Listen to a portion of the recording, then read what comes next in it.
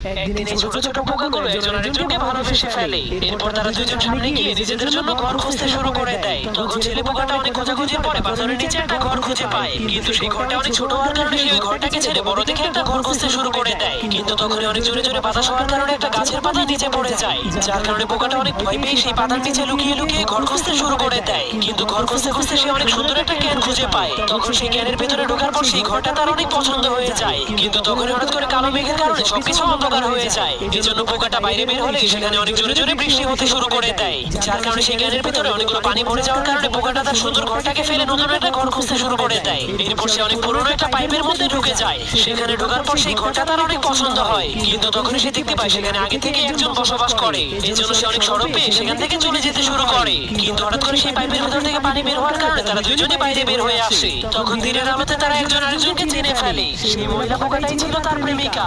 এরপর তারা জঙ্গলের